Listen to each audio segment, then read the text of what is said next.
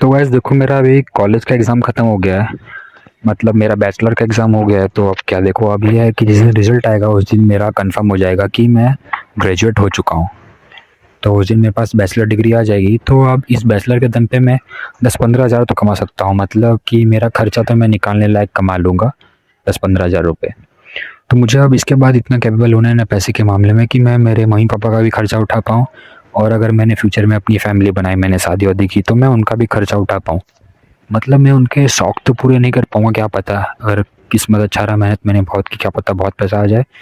पर फिर भी मैं इतना मिनिमम तो इतना कैपेबल रहूँ कि मैं उनकी नीड पूरी कर पाऊँ। मतलब खाली ज़रूरत, मतलब खाना और रहना तो मैं उनका पूरा कर सकता हूँ। इतना तो मुझे कैपेबल बनना है कि कोई भी इंसान जो मेरे करीब रहे, मेरी मम्मी-पापा, फिर मेरा पार्टनर फ्यूचर, तो उनकी मैं बेसिक नीड कर पाऊँ पूरी। खाना-पीना, रहना, बस। और अगर किस्मत अच्छी रही तो फिर मैं उन्हें सब कुछ दे सकूँगा। उनके शौक भी मैं ही पूरे करवा दूँगा।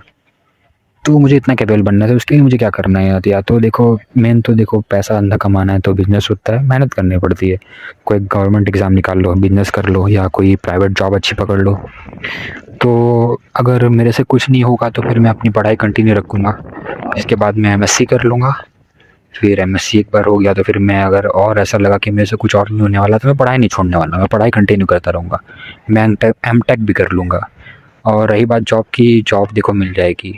देखो, जॉब उनको नहीं मिलती है जो जो डिमांड बहुत ज़्यादा रख देते हैं। मतलब मेरी औकात है 20,000 की और मैं 1 लाख मांगूंगा, तो फिर नहीं मज़ा आता है।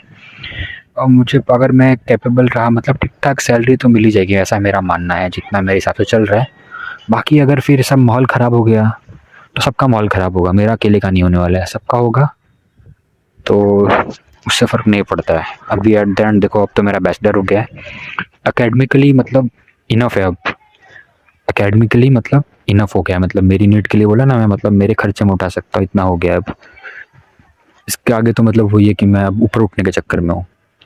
तो पीएचडी कर लो या पढ़ाई कर लो, जिससे अपने पैसा है, ठीक ठाक अपने इनकम करता है। अपने को देखो, सिस्टम ऐसे काम करता है, मतलब यहाँ हर कोई टॉप पे नहीं रह सकता है, क्योंकि सिस्टम डिज़ाइन ही ऐसे किया गया है कि यहाँ हर कोई टॉप पे नहीं रहेगा। मतलब ये एक पिरामिड है जिसमें टॉप पे एक होता है, उसके अंडर में 2 लोग होते हैं, उसके अंडर में 8 लोग होते हैं। तो मैं टॉप 5 to 10% में रहना चाहूँगा, नहीं एकदम मैं नीचे रहूँगा जो सबके अंडर में रहे। मेरे अंडर में होंगे कुछ, मैं नहीं, मेरे बॉस होंगे 2-3 होंगे, पर इतना मैं नीचे नहीं होऊँगा कि मेरे हज़ारों बॉस हों, मतलब कि मेरे अंडर बहुत, मतलब मेरे ऊपर बहुत सारे हों। मैं चाहूँगा कि मैं टॉप पे रहूँ, मतलब टॉप, मतलब वही टॉप 5 to 10%, कि मतलब हाँ, मेरे पास इतना पैसा है कि मैं खाने का टेंशन नहीं है, रहने का टेंशन नहीं है। मैं पूरी अपनी ज़िंदगी बैठे-बैठे खा सकूँ। 100-200 करोड़ का अमाउंट होता है ना, जैसे 10-15 करोड़ बहुत हो जाता है।